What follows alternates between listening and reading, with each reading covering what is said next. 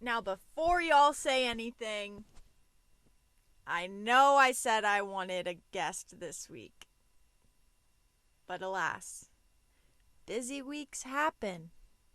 So sometimes you just gotta get in front of the camera, on the microphone, and do it by yourself.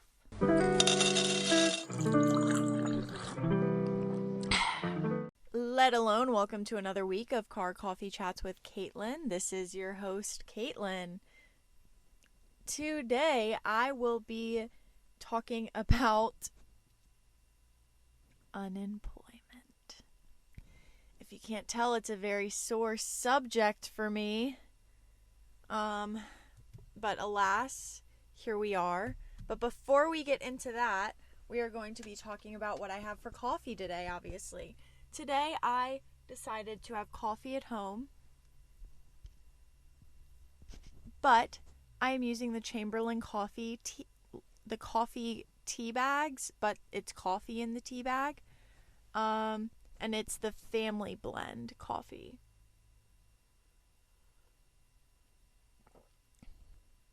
Ooh, that is strong, which is what you need for at-home coffee, in my opinion. Because something that I get annoyed about is when coffee at home just tastes extremely watered down. So this is good. So, let's get started, everyone. Unemployment. I'm specifically going to be talking about Gen Z since I am Gen Z, because I know, actually, fun fact, unemployment in Gen Z is higher than the national average for unemployment. But here is Gen Z unemployment by the numbers. And this is via different sources, so I'm going to say which source it's from at the start of every single one.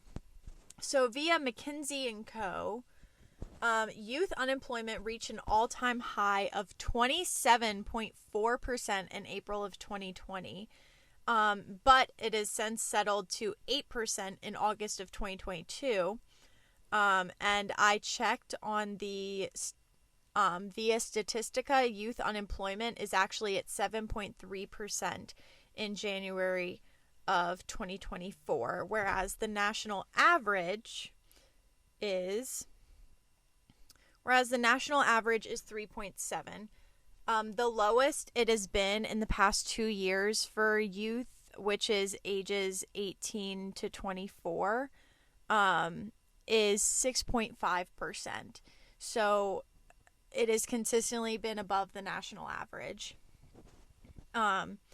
And via Yahoo Finance, in other words, while 12% of overall Americans are unemployed and looking for work, 44% of this group falls between the ages of 18 to 24 or 45 to 64. So I am one of those numbers, babes. Here's why I consider myself unemployed. While I do content, I'm not getting paid for the content that I'm making. So in that sense, there is no money coming my way. Therefore, I am not employed.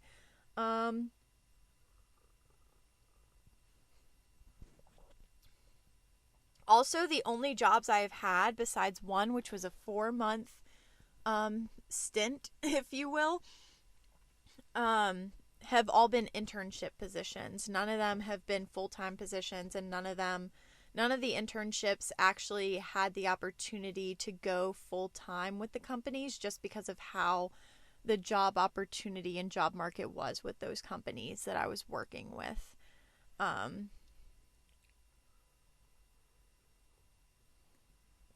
So something I want to bring up with this is COVID and how it affected being eligible for internships versus when they were brought back. So I'm sure if you all are listening to this, you know that internships are typically offered to juniors and seniors, juniors in their spring semester and then seniors their whole entire academic year, while they're in college, and then some let you do it as late as a year after you've graduated for applying. Disney programs being one of the ones where you can apply after. A lot of them actually only allow you to do 6 months. But so during COVID, all these internships went away. Literally, I kid you not, I was lucky where I had an internship with my athletics marketing at my college, and they let me basically do remote projects for the athletic marketing. But still, all these big corporations just got rid of their internships and were like, okay, see you, bye, whatever. And so I was a junior in my spring semester when COVID happened. And so I think you all can see where I'm going with this. Then my senior year, there were no internships available. And I was lucky enough to have the athletics department bring me back for marketing my spring semester, my senior year. But alas, all these companies want you to work for big corporations for your internship. And so when you're applying for these Fortune 500 companies is what I primarily mean when I say big companies. And so then they were eventually brought back. They were brought back, I want to say, the summer of 2022. But they were all brought back with the same rules where you weren't allowed to apply if you were a year past graduation. So literally my age group that were class of 2021, I feel like in a sense we're screwed by all these companies that want you to have internship experience but then didn't allow you to have an internship while COVID happened. And you were just one of the lucky ones if you were able to get an internship with a smaller company. I know one of my friends actually worked for a dance company up in New York, but she worked remotely her spring semester, her senior year. But again, this is like she reached out to them after they came down to our college and she asked if she could basically make an internship with them.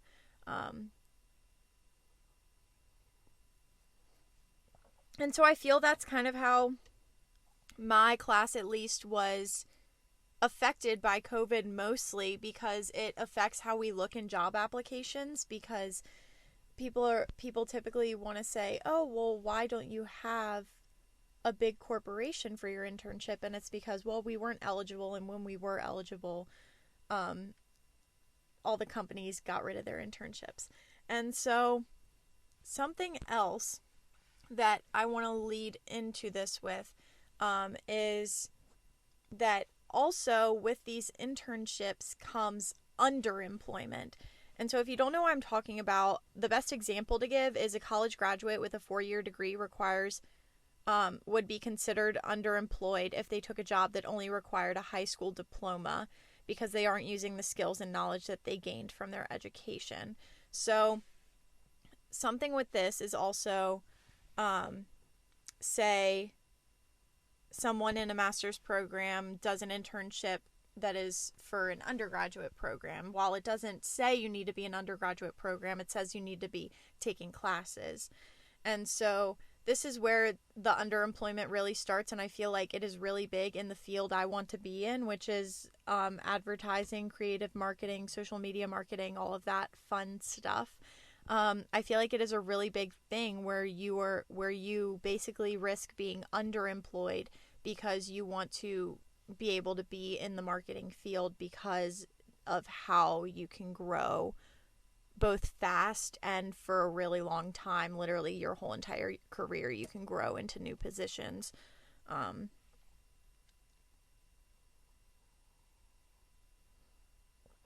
And so I feel like this is where I very much want to tiptoe on this line, because I understand that you want people who are highly qualified for positions, but also at the same time, there are people who are overqualified. And you don't have to necessarily turn them down, but you can say, hey, I have this other position for you that you meet the qualifications for and you aren't overqualified for, if that makes sense. And so, I don't know, maybe it's just me wanting to be in with these Fortune 500 companies for marketing because of the longevity that you're able to do with Fortune 500 companies. But yeah. So, again, I am completely talking about my own experience here, but I also want to bring up something that I figured out the other day. So I basically started applying for jobs on LinkedIn my spring of my senior year. That is when I primarily started applying for jobs.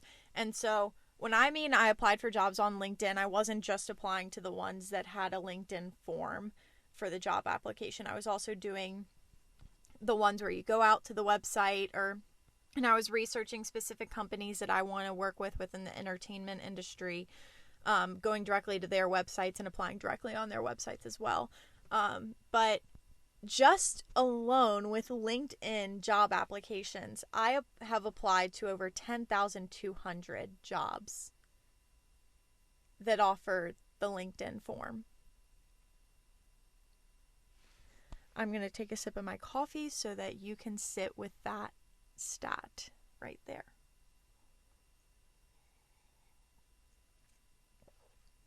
Yeah.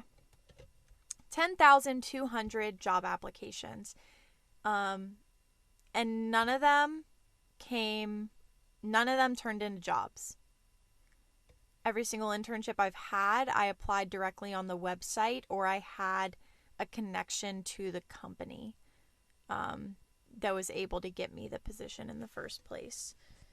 So I feel like, I don't know, I feel like that is kind of crazy when you start to think about it, because it's like LinkedIn is shown as one of these companies that you can apply for jobs anywhere in the world and you'll be able to get a job anywhere in the world. Like, that's kind of what LinkedIn is sold as to people in their undergraduate, and it just simply is not that. I feel like today it is very big on who you know, not necessarily the experience that you have, as well. And again, I don't want to get under fire for that statement, but I think anyone that is in the position they are in right now can acknowledge that as well. Of course, I do have an internship on Tuesday with a company that I don't have an in with, but I just messaged them because I grew up going to this company. Literally from the time I was born, I would beg my parents to go to this company every single weekend when we were down at our beach house.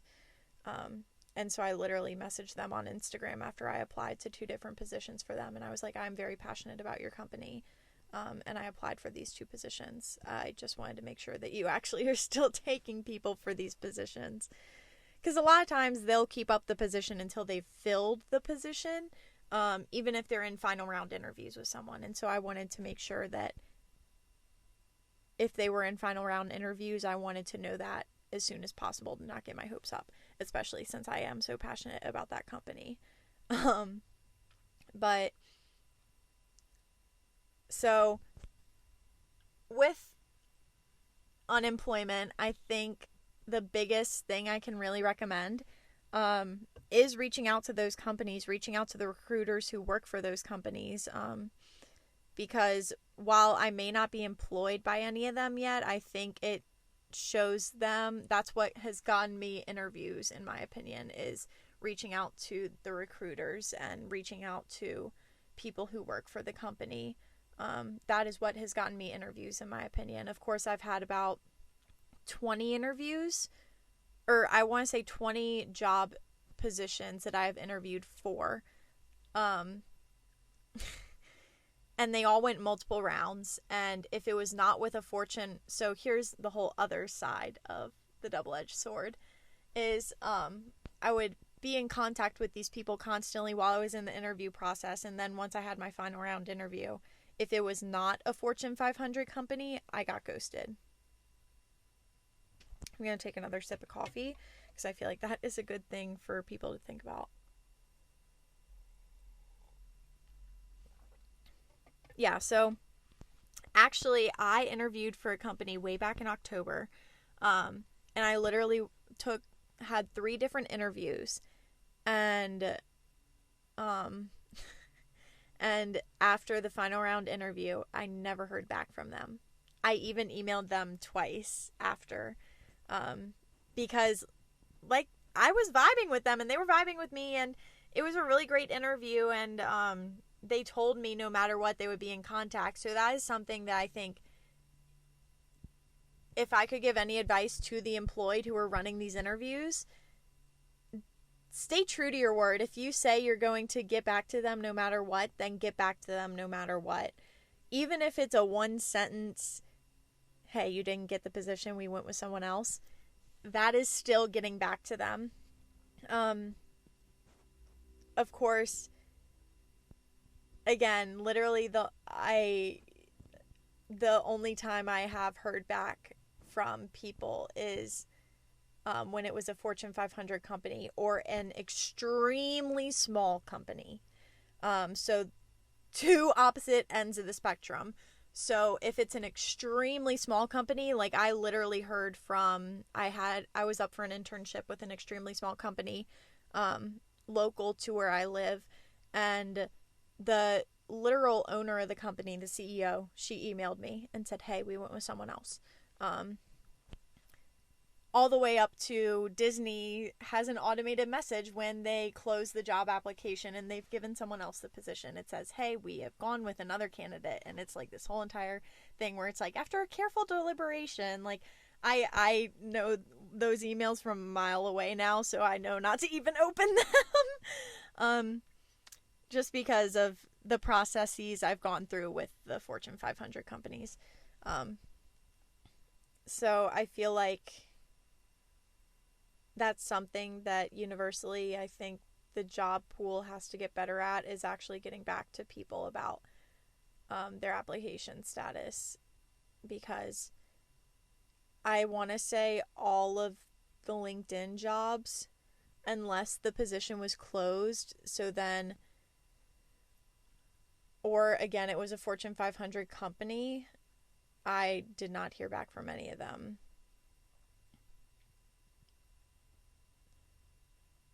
Which always just leaves a really big question mark for a lot of people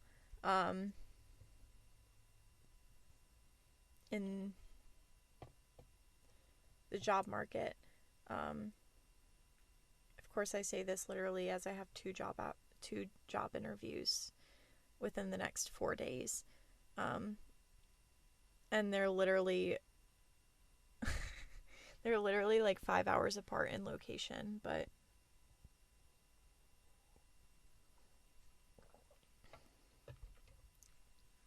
I don't know. I've decided that I wanted to make this because I feel like it's not talked about enough about unemployment when you're young, because my brother went through the same thing. Like, literally in my same age, he went through the same thing where he applied to so many positions and it took him forever to actually get a job. And I feel like, I don't know, I feel like I could do more research about how many people are actually retiring at this point. But especially within this economy right now, I feel like no one is retiring. So it's like there's nowhere to move up, therefore there's no vacancies in positions. But I don't know, I feel like it's just very interesting. And I don't know, like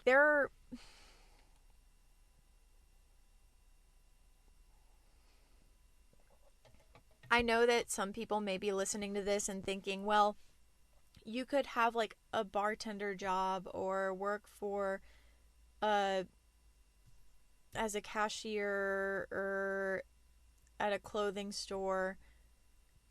And again, that goes into the underemployment category, if you will, where I don't know. I feel like also a lot of, call me crazy, but a lot of those industries exploit their workers. But that's also me doing a year of food service, a year of a sales associate at a gym. I shouldn't say gym, but group fitness place, and 2 years at a childcare place. And I'll be honest, the most freedom I got was when I worked at the childcare place, because I was guaranteed weekends off, and both summers that I worked there, I had to have a week off for 2 separate occasions, and they were great with it. Like, they said, okay, we'll make it work. And they were great with all of it. Even though I wanted to be there mornings, I was there in the afternoons. But even then, the latest I was ever there was 6 p.m. because it closed at 5. Or no, it closed at 5:30. Like, final pickup was at 5:30.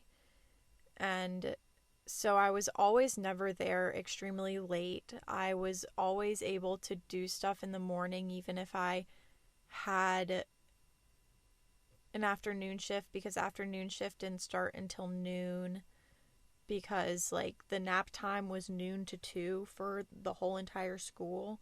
Like, different rooms were on different schedules, but from noon to 2 you had overlap between the morning teachers and the afternoon teachers. This is getting on a real big tangent, but I just feel like I had the most freedom with that position because they offered great, I don't even know how to word it. Like, they were very understanding, I guess is what I'm trying to say.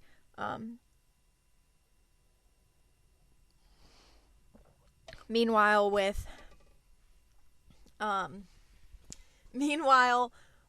my food service job, I would go in at, if I had a PM shift, I would go in at 3, and then I wouldn't leave. We would close at 11 on weekends, 10 p.m. on weekdays.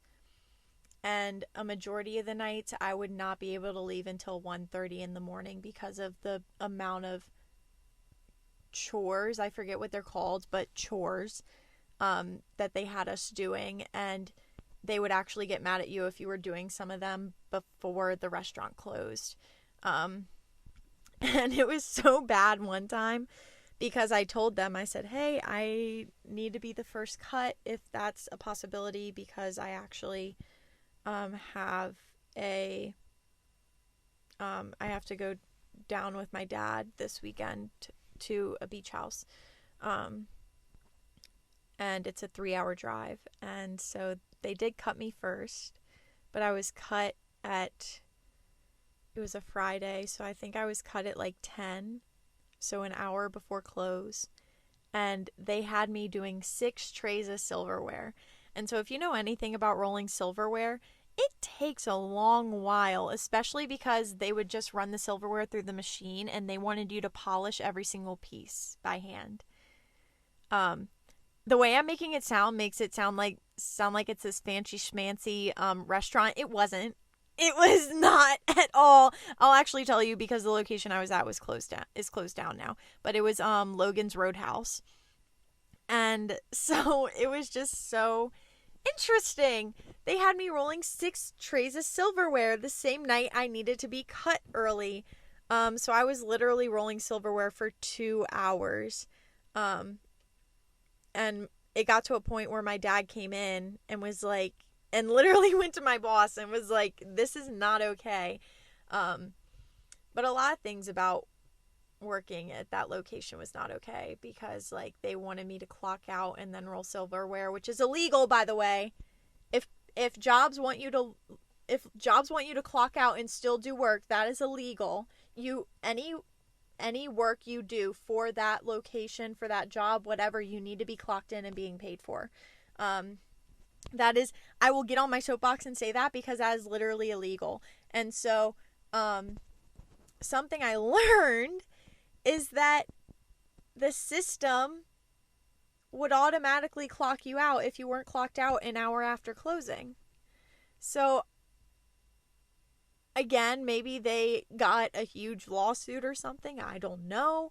I don't know what caused them to close. Maybe it was because there wasn't that many people coming in, poor management. I don't know. But alas, I think that this is all to say that I think some of these jobs are very exploitive in regards to how they run. You can be very lucky with some positions. Something I learned while... Let me take a sip of coffee first. So this is something that I learned also while working for a Fortune 500 company, is that when you work for a Fortune 500 company, they very much so do everything by the book because they do not want a lawsuit. As many of you may know from my main channel or from my social media, I was a part of the Disney College program. And so Disney is even a Fortune 100 company. And they very much so did everything by the book. Like, they were one of the companies where they told you weren't allowed to do anything job related while you weren't on the clock, even if you just wanted to do it out of the kindness of your heart. Like, for example, there were times where I was on the pool deck and I wanted to help clean up towels just out of the kindness of my heart, and they would be like, no, you're not on the clock, do not do that, because it's just so, you want to be so careful about those laws. So it was one of the few hourly wage positions that I was a part of where I felt like once I clocked out, I could actually leave it there. Like, they wanted you to clock out on time. They wanted you to, and I know that was a very, that was not a universal thing, but it was very much so with lifeguards. With lifeguards, that was very much so the case. Was they wanted you to clock out on time, and did not want to extend you, just because, especially, you're out in the hot sun, you're constantly watching water, you're like supposed to be on it 24/7 while you're on the job, because you're making sure that no one's having any emergencies on the pool deck, let alone in the pool. But I feel like that was one of the few positions that I was actually able to clock out and leave everything at work, which made me very thankful for the Disney company with that position, which again just made me personally think highly of Disney and working for them, which is why I want to work for them. And a lot of people can say a lot of harsh things about the corporation, but I just know that after working for them for 10 months that they do value being honest. What's the word I'm trying to look for? Like, hirers. No, that's not the word. I feel like you all know what I'm trying to say, and you're probably screaming it to me at this very second. But they're good with their employees, is what I guess I'm trying to say. But again, could just be my perspective with my position that I had. But were there times where I would get agitated? Yes, but I think that was one of my favorite hourly jobs that I had. Out of all the hourly jobs I had within the past 5 years. No, more than that, because the first hourly position I had was summer after my freshman year of college. So 7 years. Wow, that's really aging me. But this is literally supposed to be about unemployment, and I just went on a whole entire tangent about hourly wage jobs. That is actually kind of funny. Not really, but my guess is I went on that tangent because people say, well, you can control being unemployed because you can take hourly wage jobs. And so I wanted to explain how exploitive they can be, especially when you don't work for a Fortune 100 company as an hourly wage worker. Yeah, I guess that's why I went on the tangent in a very summarized way. I don't even know how long I've been talking now that I'm thinking about it. So, unemployment, it's not very fun, especially because I am someone who always needs to be doing something, which is why I picked up content creation in the first place, because it's just something I can do, not necessarily as a job, but as something to showcase my abilities and be able to put that on on a resume and a job application and showcase it to these companies that I want to work for.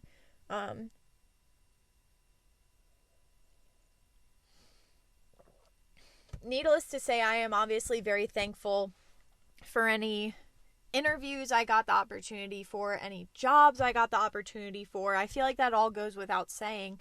I just really wanted to talk about unemployment and my personal experience with it, and even the numbers of unemployment within my generation and within my age group. And of course, I say this as I think every single one of my friends has 2 jobs. Besides my friends that are salaried very well in this area, one of them being a nurse, but I don't know how you would even be able to be a nurse and work a second job, because you're literally working 3 or 4 12-hour shifts a week, which is just insane to me in the first place. But that is a whole separate topic. Honestly, I want to get into that with one of my best friends. That is actually a topic that I want to do with her on this podcast, is nursing, and women's health, within that as well. Sorry, an injured bird just walked by, which kind of was making me sad. So I feel like a lot of this goes without saying, but also at the same time, I don't know. Like, I feel like everyone I know is employed and I'm just not. I have internships up the wazoo, but even a lot of job applications are like, we want actual job experience. And so they don't see my internships as job experience, which is kind of crazy in and of itself. But I get it. I get it.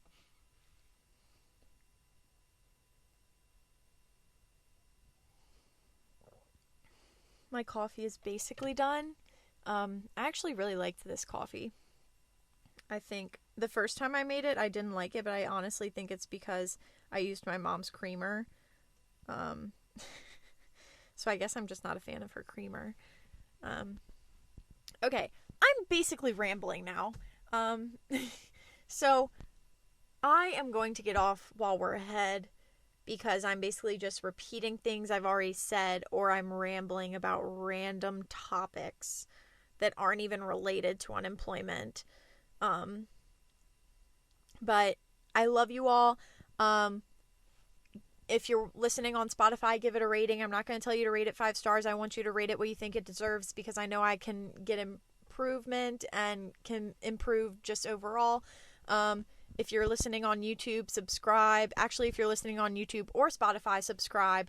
If you're listening on YouTube, give it a share, comment.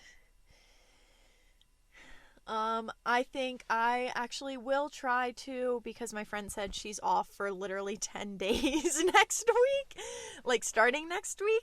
So maybe I'll reach out to her about recording her episode. So the next one then should be actually about nursing and women's health. And man, do I have a lot to say about that, because spoiler alert, I actually just finished having a ruptured cyst on my ovary. That was so wild of me to end the episode like that. But Anyways, yeah, like, comment, share, subscribe, rate. I love you all. See you next week. Bye!